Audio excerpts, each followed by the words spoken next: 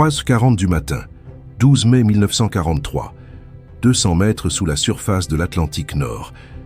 Le capitaine-lieutenant Hans-Joachim von Reuter-Hartmann serre les deux mains sur le tube du périscope, le regard fixe, immobile. Son U-456 est en plongée silencieuse. Moteur diesel arrêté. Moteurs électriques tournent au ralenti, à peine un murmure. Au-dessus, le battement régulier des hélices d'un destroyer passe et repasse, comme le balancier d'une horloge géante. Hartmann connaît cette danse par cœur. Rester profond, rester muet, attendre que les chasseurs s'éloignent. Mais cette nuit, quelque chose change. Dans le silence oppressant de la coque pressurisée, un son nouveau, net, métallique. Clic, clic, clic. 3 clics, rien d'autre. Pas un ping d'ASDIC, pas de grenade qui siffle dans l'eau. Juste ces 3 clics, terriblement nets, impossibles à ignorer. L'opérateur d'hydrophone arrache son casque, livide. Dans le poste central, un mot est murmuré, presque inaudible. Oyster. Hartmann pose la main sur les barres de plongée. Trop tard. La mine ne se soucie ni de la profondeur périscopique, ni du fait qu'il ne touche pas le fond. Une fraction de seconde plus tard, 225 kg d'explosifs Minol déchirent la coque en deux. L'Atlantique entre comme une lame. Ce qui a tué l'U-456 cette nuit-là n'était pas une arme que les commandants de U-Boot avaient appris à craindre. C'était une arme qui n'aurait jamais dû pouvoir les atteindre. Un piège si simple que lorsque l'amiral l'avait proposé, les officiers supérieurs avaient ri. Un piège qui se contentait d'écouter la pression de l'eau. Au printemps 1943, la bataille de l'Atlantique atteint son paroxysme. Pas encore la victoire alliée que l'on racontera plus tard. Pas encore le moment où Dönitz rappellera ses meutes. Non. Nous sommes au cœur du mois le plus sanglant. Mai 1943. En 4 mois seulement, janvier à avril, les U-Boot ont envoyé par le fond plus de 600 000 tonnes de navires alliés par mois en moyenne, parfois plus. Le pic est atteint en mars, 108 navires, 627 000 tonnes. Un rythme qui, maintenu, condamne la Grande-Bretagne à la famine stratégique, avant même que l'industrie américaine ne puisse compenser les pertes. Churchill l'avait dit sans détour dès 1941. La seule chose qui m'effraie vraiment, c'est la menace des U-Boot. En 1943, cette peur n'est plus abstraite. Les chiffres sont implacables. La Grande-Bretagne importe environ 40 millions de tonnes de marchandises par an pour survivre. Nourriture, carburant, matières premières, munitions. Si les pertes dépassent durablement 500 000 tonnes par mois, les réserves s'effondrent en moins de 6 mois. C'est mathématique, c'est vital. Côté allemand, Karl Dönitz, devenu gros admiral en janvier 1943, croit encore à la victoire par strangulation. Il dispose de 240 U-Boot opérationnels en mai, un record. Les types 7C et 7C41 forment l'épine dorsale. Les types 9 pour les raids lointains. Les Milchkuh, vaches à lait, ravitaillent en pleine mer. Les meutes, rudelles, sont plus grosses, plus agressives. Les commandants sont aguerris, les tactiques rodées, attaques de nuit en surface, repli en plongée diurne, radio minimale après Black May. Mais l'illusion est déjà en train de se fissurer. Les Alliés ont franchi plusieurs seuils décisifs en quelques mois. Le radar centimétrique, type 271 sur les escorteurs, invisible aux détecteurs allemands METOX jusqu'à l'été 1943. Les escortes renforcées, groupe d'escorteurs long rayon d'action, porte-avions d'escorte, CVE, qui embarquent des Swordfish et des Wildcat. Les avions à très long rayon, Liberator et B-24, qui ferment le trou noir du milieu de l'Atlantique. Le décryptage Ultra, Enigma, qui permet de rerouter les convois et d'envoyer des Hunter Killer Groups exactement là où passent les meutes. Dönitz le sent. Il note dans son journal de guerre du 24 mai 1943 « La bataille de l'Atlantique est temporairement perdue ». Il retire ses U-Boot des routes principales pendant plusieurs semaines. C'est la première grande pause. Mais il ne sait pas encore pourquoi les pertes explosent si vite. C'est là que les mines entrent en scène, et pas n'importe lesquelles. Les mines classiques, les contacts ou les magnétiques ont déjà été essayées. Elles fonctionnent en eau côtière, dans les détroits, autour des bases. Mais les U-Boot les contournent. Les Kriegsmarine possèdent d'excellentes cartes des champs alliés, souvent mises à jour grâce aux reconnaissances aériennes et aux agents. Les commandants les évitent par des routes détournées, passent en dessous des mouillages à profondeur réglables ou attendent que les champs soient rebalayés. Les mines acoustiques, trop indiscriminées. Un balayeur remorquant un générateur de bruit suffit à les déclencher à distance. Les mines magnétiques, les Allemands ont mis au point le degaussing dès 1940-41. Câbles électriques autour de la coque pour annuler la signature magnétique. Efficace à 90%. Bilan. En 1942, début 1943, les mines représentent moins de 5% des pertes de U-boot confirmées.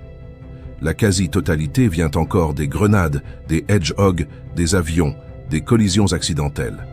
C'est dans ce contexte que le Department of Miscellaneous Weapons Development, DMWD, surnommé Weasers and Dodgers, par les marins, reçoit la mission impossible. Trouver une arme qui ne puisse être ni contournée, ni déjouée, ni balayée. Une arme qui frappe l'ennemi là où il ne peut pas ne pas être vulnérable. L'idée vient d'un officier supérieur de la Royal Navy, le capitaine de vaisseau Charles Goudev, promu plus tard Rear Admiral. Goudev est physicien de formation. Il connaît le principe de Bernoulli depuis ses études. Tout objet qui se déplace dans un fluide crée une zone de surpression à l'avant et une dépression latérale et arrière. Plus la vitesse est élevée, plus la différence de pression est marquée. Or, un sous-marin en mouvement, même à 3-4 nœuds en plongée électrique, déplace des milliers de tonnes d'eau par seconde. Il traîne derrière lui une onde de pression mesurable, une signature hydrodynamique invisible à l'œil, inaudible aux hydrophones classiques, indétectable par radar ou magnétomètre. Goudev pose la question brutale. Et si on déclenchait une mine non pas sur le contact, non pas sur le magnétisme, non pas sur le son, mais sur cette onde de pression elle-même? Les premiers retours sont sceptiques, trop théoriques. Impossible à rendre fiable en mer. La pression ambiante varie déjà énormément avec la profondeur, les marées, les courants. Comment isoler une variation transitoire de quelques psi? Pourtant, l'amirauté donne le feu vert. Fin 1942, une petite équipe au DMWD commence les essais. Le défi technique est colossal. La mine repose au fond, à 20-50 mètres de profondeur le plus souvent, approche des bases françaises. Pression ambiante, 3 à 6 atmosphères. La signature d'un U-boot passant à 10-30 mètres au-dessus représente une variation de plus 0,1 à plus 0,5 psi, livres par pouce carré, pendant 2 à 5 secondes. Il faut ignorer totalement la pression statique, les vagues de surface, les bancs de poissons, les courants, les changements de marée, et ne réagir qu'à une succession précise de pulses correspondant à un gros objet mobile à vitesse de sous-marin. La réponse s'appelle le Mean Aircraft Pressure Mark I, officiellement. Dans les cercles restreints, on l'appelle déjà Oyster. Le cœur du dispositif, une membrane métallique circulaire, fine, montée dans un boîtier étanche. Un côté exposé à la mer via de petits orifices protégés. L'autre côté dans une chambre remplie d'huile à pression calibrée pour la profondeur de pose. Quand la surpression passe au-dessus, la membrane fléchit de quelques microns. Cela ferme un contact électrique, mais un seul contact ne suffit pas. L'Oyster compte. 3 pulses rapides, armement du circuit. 4e pulse, détonation. Ce comptage élimine les faux positifs. Un poisson qui passe, une vague de fond, un courant variable. Seul un objet de la taille d'un navire ou d'un sous-marin, en mouvement produit 4 surpressions distinctes en quelques secondes. Charge explosive, 225 kg 520 lb de minol, un mélange TNT, nitrate d'ammonium, poudre d'aluminium qui dégage 20% d'énergie supplémentaire par rapport au TNT pur, suffisant pour briser une coque épaisse de type 7 en 2, même à 15-25 mètres de distance verticale. Les premières Oyster sont larguées par Wellington et Halifax du Coastal Command à partir de l'été 1943. Parachute de freinage pour éviter l'enfouissement dans la vase. Mise à feu retardée de plusieurs heures pour laisser l'avion s'éloigner. Les zones prioritaires, les chenaux d'accès aux bases bétonnées de l'Atlantique français, Lorient, Saint-Nazaire, La Pallice, Brest. Les U-boots sortent et rentrent par des couloirs obligés, souvent à 20-40 mètres de fond, à vitesse réduite pour économiser les batteries et minimiser le bruit. Ils n'ont aucune raison de se méfier d'un danger au fond de l'eau. Aller profond, de survivre. C'est l'équation gravée dans chaque commandant depuis 1940. L'Oyster va briser cette certitude. L'été 1943 marque le basculement. Pas un seul événement isolé, comme une bataille rangée. Non, une accumulation de petites erreurs, de certitudes ébranlées, qui culmine en une crise stratégique pour les U-boots. Dönitz en est conscient. Ses commandants rapportent des pertes inexplicables, des bateaux disparus sans appel radio, sans trace de combat. Juste un silence soudain sur les fréquences.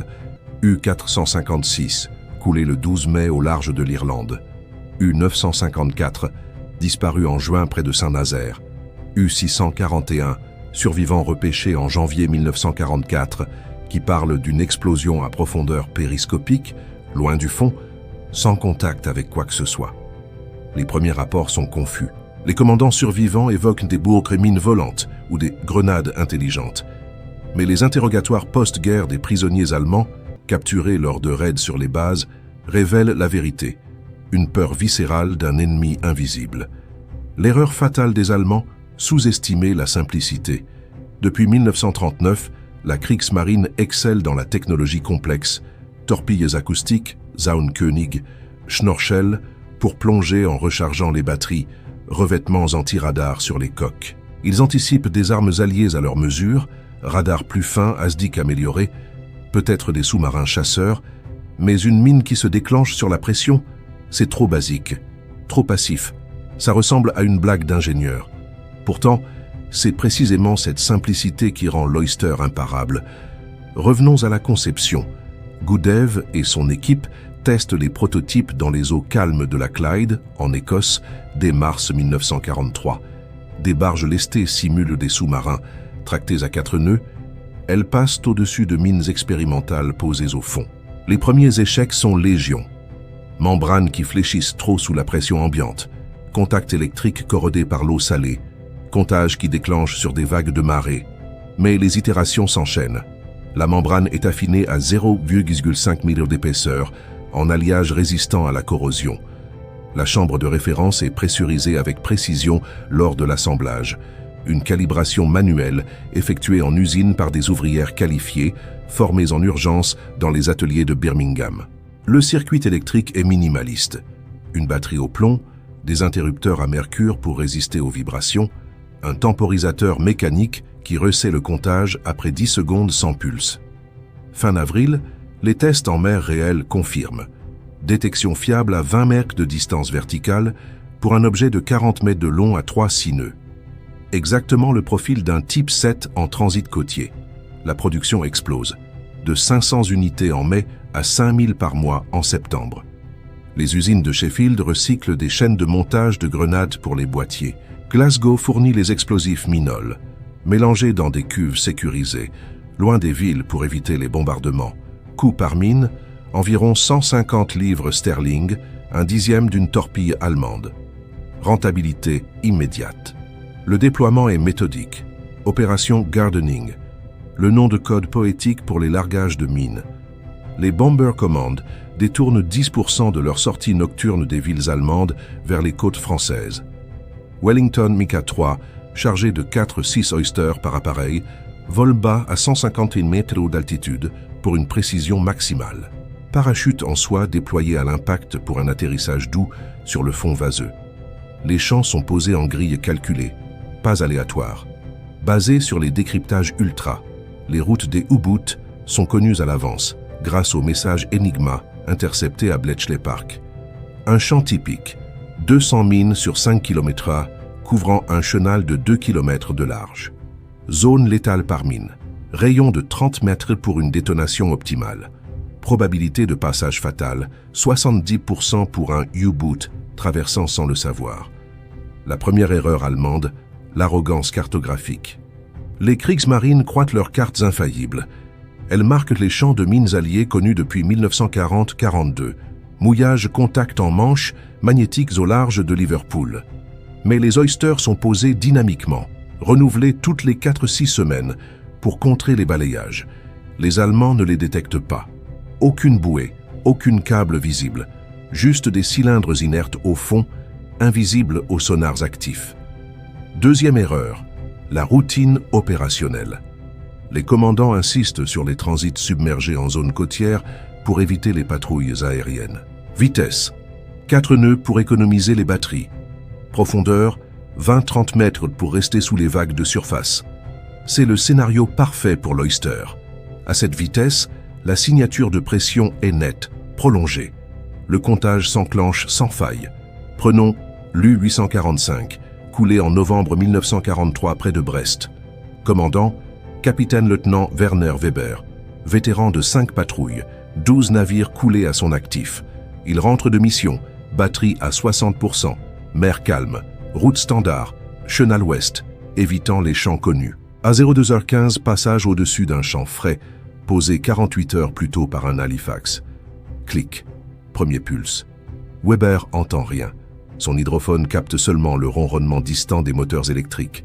Clic. Deuxième. Le circuit arme. Clic. Troisième, puis le quatrième, au milieu de la coque. Détonation. La pression Hull s'ouvre comme une boîte de conserve. Aucun survivant. Juste un rapport radio inachevé. Entrant en base, tout normal. Les pertes s'accumulent. De mai à décembre 1943. 41 U-boots coulés par mine confirmée, contre 12 en 1942. Mais les chiffres sous-estiment. Beaucoup de disparitions sont classées cause inconnue, attribuées à des avions ou des destroyers par défaut. Post-guerre, les analyses croisées des logs alliés et allemands portent le total à 60-70 pour les Oysters seuls. Le tournant décisif vient en septembre 1943. Dönitz ordonne une enquête interne. Des débris d'Oysters sont récupérés par des dragueurs de mines allemands dans la baie de Biscaye. Analyse à Kiel. Le mécanisme est disséqué. Les ingénieurs allemands comprennent vite. Rapport du 15 octobre. Nouvelle mine britannique déclenchée par variation hydrostatique. Impossible à dégauser. Balayage conventionnel inefficace. La réponse allemande? Panique contrôlée. Première mesure, éviter les zones suspectes. Routes allongées de 50-100 milles, exposant plus longtemps aux avions. Consommation de carburant, plus 20%. Temps de patrouille réduit. Deuxième, ralentir en zone côtière. Vitesse à 2 nœuds max. Mais cela vide les batteries en 4 heures au lieu de 8. Obligation de surface plutôt, risque accru. Troisième, tentative de contre-mesure. Des pressure sweeps expérimentaux. Remorquer des plaques lestées pour simuler des signatures. Mais impraticables en eaux ennemies. Des variations de profondeur erratiques. Plonger à 50 mètres, remonter à 15 mètres en zigzag. Pure superstition. L'Oyster ne se soucie pas de la profondeur absolue, seulement de la vague de pression passant au-dessus.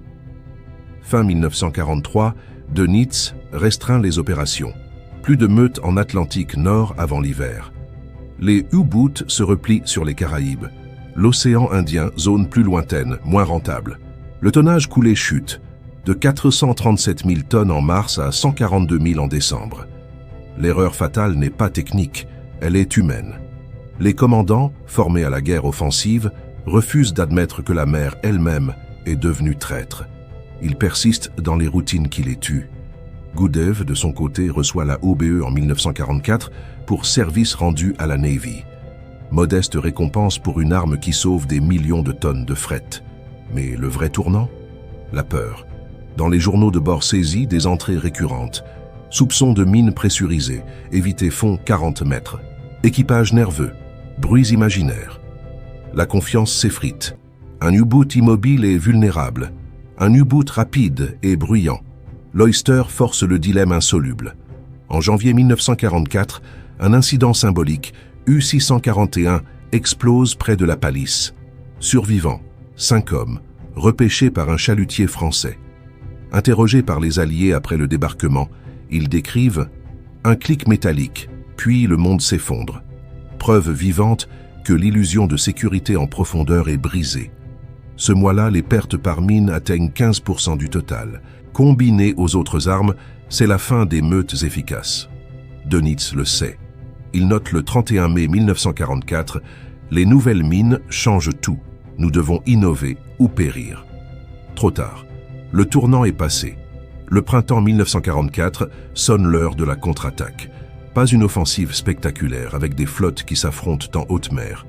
Non, une bascule silencieuse, méthodique, où les Alliés transforment la peur allemande en avantage stratégique décisif.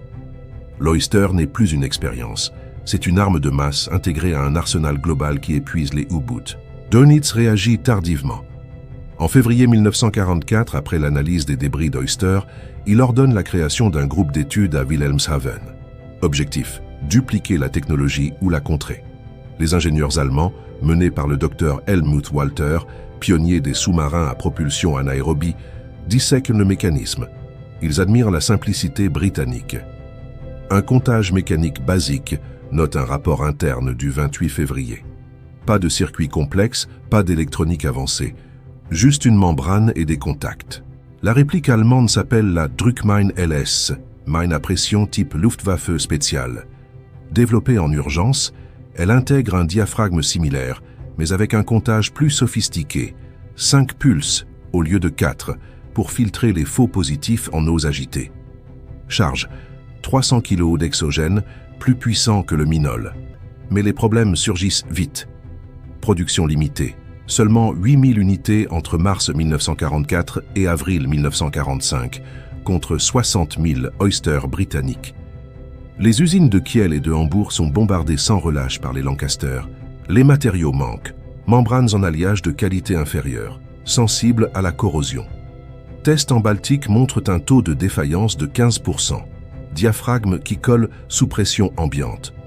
Pire, les Allemands déploient leur LS principalement en défensif autour des ports norvégiens et baltes pour protéger leurs propres bases contre les sous-marins alliés. Offensivement, ils les larguent en Manche, devant les plages normandes, en anticipation du débarquement. Mais les Alliés les balayent partiellement avec des dragueurs spécialisés, des navires qui simulent des signatures de pression en remorquant des hydrofoils.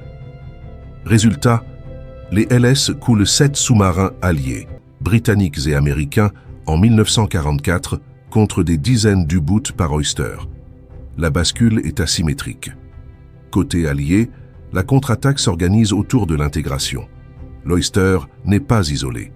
Elle fait partie d'un système. Mine plus air plus surface plus intelligence. Première phase, intensification des posages. De janvier à juin 1944, 12 000 Oyster sont largués. Un record. Zones élargies. Non plus seulement les approches françaises, mais les routes norvégiennes, Bergen, Trondheim, les détroits danois, même les eaux italiennes après l'armistice. Les décryptages ultra guident tout. Exemple, le 3 mars 1944, un message Enigma intercepté révèle une meute de 12 U-boots partant de l'Orient pour l'Atlantique central. Réponse, un Halifax pose 150 Oyster sur leur route de sortie à 25 milles au large. Résultat, U-744 et U-973 disparus sans trace dans les 48 heures. Pas de combat, juste des explosions solitaires. Deuxième phase, adaptation psychologique. Les Alliés exploitent la peur. Des rumeurs sont semées via des agents doubles, le réseau 20 Committee. Un message radio fictif, interceptable, parle de mines sensibles à la pression déployée en masse en Biscaye. Les commandants allemands, déjà nerveux, réagissent. Ordre de Dönitz du 15 avril, éviter tout transit submergé en eau 50 mètres sans reconnaissance préalable. Conséquence, les U-boots surfacent plus souvent, exposés aux Mosquito et Beaufighter du Coastal Command. Pertes aériennes allemandes doublent en avril-mai. Troisième phase, innovation technique. Les Britanniques améliorent l'Oyster. Version Mark II, introduite en mai 1944, ajout d'un temporisateur anti-balayage. Si un pulse isolé, comme un balayeur, est détecté, le comptage se bloque pour 30 minutes. Rend le nettoyage quasi impossible. Les Américains, impressionnés, adoptent le principe mais le compliquent. Leur Mark 25, déclenchement acoustique, plus pression, avec processeur analogique pour discriminer les cibles.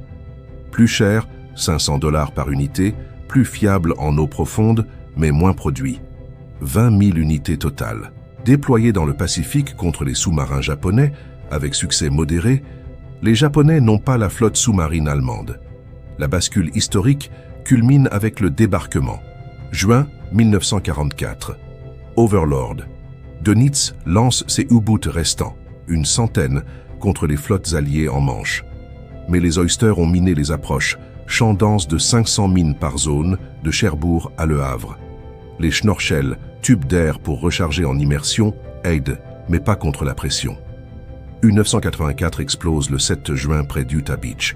U-621 disparaît le 10. Total, 14 U-boots coulés par mine en juin, forçant Dönitz à rappeler les survivants. La Manche reste ouverte, les renforts alliés affluent. Au-delà des chiffres, la bascule est mentale. Les journaux de bord allemands, saisis après la guerre, révèlent un effondrement moral. Capitaine-lieutenant Otto Kretschmer a des U-boots capturés en 1941, mais interrogé sur ses successeurs, la pression mine l'équipage plus que les grenades. On ne sait jamais quand. Des mutineries isolées. En juillet 1944, l'équipage de l'U-505 refuse de plonger en zone suspecte. Le bateau est capturé intact par les Américains, un coup d'intelligence majeur.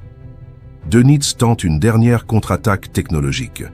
Les types 21 électroboot, sous-marins rapides, 18 nœuds submergés, silencieux, avec batterie massive.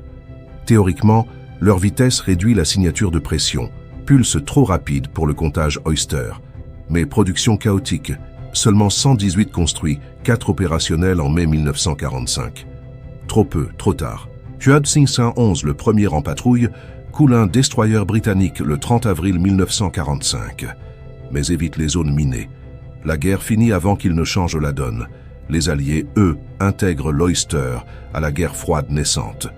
Dès 1945, des versions exportées aux Soviétiques via Lend-Lease, ironie de l'histoire. Mais les Britanniques gardent les secrets. Production classifiée jusqu'en 1970. Impact global. Dans la bataille de l'Atlantique, les mines contribuent à 20% des pertes allemandes, post-1943. Combinées aux autres facteurs, elles forcent Dönitz à abandonner l'offensive. Tonnage coulé par U-boot. Chute de 80% entre 1943 et 1944. Alliés sauvent 5 millions de tonnes de fret en 1944 seuls. La bascule n'est pas seulement navale, elle est économique. Les ressources allemandes détournées, 10% du budget naval en 1944 va aux contre-mesures mines au lieu du boot neuf. Les Britanniques, libérés de la menace, redirigent leur Bomber Command vers l'Allemagne intérieure. Ruhr bombardée, production effondrée. Fin 1944, un incident clôt le chapitre. U-482, au large de l'Irlande. Commandant, Hartmut von Matuschka. Transit lent, 3 nœuds, profondeur 35 mètres. Passage sur un champ Oyster posé en octobre. Les clics, détonation. Aucun survivant. Post-guerre, les logs alliés confirment, ce champ seul a coulé 5 U-boots en 3 mois. La contre-attaque a réussi. L'Oyster transforme la mer en allié. Les Allemands, piégés par leur propre mouvement, basculent de l'offensive à la défensive, irrévocablement. Mai 1945. La guerre en Europe s'achève. Les U-boots survivants, une poignée, se rendent ou se sabordent. Certains tentent une dernière traversée vers l'Argentine ou le Japon. D'autres, comme l'U-234, portent du uranium pour les Japonais. Mais la majorité gît au fond de l'Atlantique, de la mer du Nord ou de la Baltique. Sur les 1162 U-boots construits, 785 ont été perdus. Plus de 28 000 marins allemands morts en service, le taux de mortalité le plus élevé de toutes les branches de la Wehrmacht. Parmi ces pertes, les Oyster ne représentent pas la majorité absolue. Les grenades de profondeur, les Hedgehog, les avions, les convois mieux protégés ont fait le plus gros du travail. Mais les chiffres officiels post-guerre, compilés par l'Amirauté britannique et le Naval Historical Branch, attribuent environ 60 à 75 U-boots aux mines à pression entre mi-1943 et mai 1945. C'est 8 à 10% du total découlé. En apparence modeste, en réalité décisif, parce que l'impact n'est pas seulement quantitatif, il est systémique. Première conséquence, rétrécissement du rayon d'action. Dès l'automne 1943, Dönitz interdit les transits côtiers submergés sans reconnaissance préalable. Les routes s'allongent de 30 à 100%. Un U-boot qui part de l'Orient pour l'Atlantique Nord met désormais 10-12 jours au lieu de 6-8. Consommation de carburant accrue de 25%, moins de temps sur zone de patrouille, moins d'attaques possibles, moins de tonnage coulé. Deuxième conséquence, épuisement des équipages. la peur des mines à pression devient endémique. Les commandants rapportent des équipages qui refusent de plonger en dessous de 40 mètres dans les zones suspectes. Des crises d'angoisse dans les postes avant. Des veilles hydrophones qui entendent les clics fantômes. Un rapport médical de la Kriegsmarine, daté de mars 1944, note une hausse de 40% des cas de fatigue nerveuse chez les sous-mariniers rentrant de patrouille. La pression, au sens propre et figuré, use plus vite que les grenades. Troisième conséquence, détournement de ressources. Les Allemands investissent massivement dans les contre-mesures. Développement de la Druckmine LS, mais aussi de balayeurs expérimentaux, Druckfegeret, de plaques lestées remorquées, de variations de vitesse programmées. Tout cela coûte cher en acier, en carburant, en ingénieurs. En 1944, 12% du budget de construction navale allemande va aux mines et contre-mines, au détriment des types 21. Les priorités se diluent. La machine de guerre nazie, déjà surchargée, craque un peu plus. Côté allié, les gains sont immenses. Les convois traversent plus librement. Les pertes marchandes chutent de 80% entre le pic de mars 1943 et l'été 1944. Les 5 à 7 millions de tonnes de fret sauvées grâce aux mines, estimation combinée avec les autres armes, permettent aux Alliés de stocker carburant, munitions et nourriture pour Overlord, puis pour la pousser vers l'Allemagne. Sans cette sécurité logistique, le front ouest aurait pu stagner plus longtemps. Mais la leçon militaire va bien au-delà des chiffres de 1943 à 1945. Leuster enseigne une vérité stratégique fondamentale. La victoire vient souvent de l'exploitation d'une vulnérabilité inévitable, plutôt que de la supériorité technologique brute. Un sous-marin doit bouger pour vivre, bouger, créer une onde de pression. Cette onde ne peut être masquée sans arrêter le mouvement. Arrêter, mourir, batterie épuisée, surface forcée. Leuster transforme une nécessité physique en sentence de mort. C'est l'exemple parfait d'une arme influence passive. Elle n'émet rien, ne bouge pas, ne cible pas activement. Elle attend. Et parce qu'elle attend, elle est quasi indétectable et indéjouable par les moyens conventionnels de l'époque. Cette leçon traverse la guerre froide. Les mines d'influence moderne, combinant pression magnétique, acoustique, sismique, descendent directement de Leuster.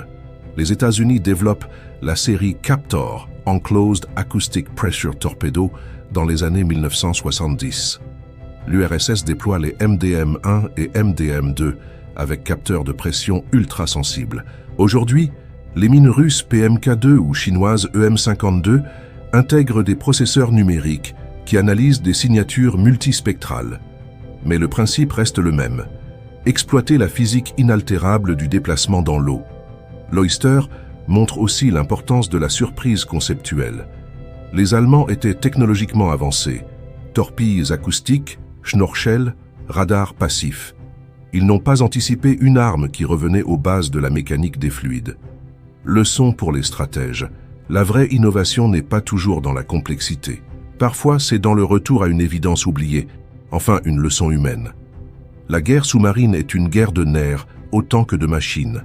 Leuster n'a pas seulement coulé des coques, elle a coulé la confiance. Elle a forcé des hommes entraînés à douter de leur environnement le plus familier, l'eau elle-même.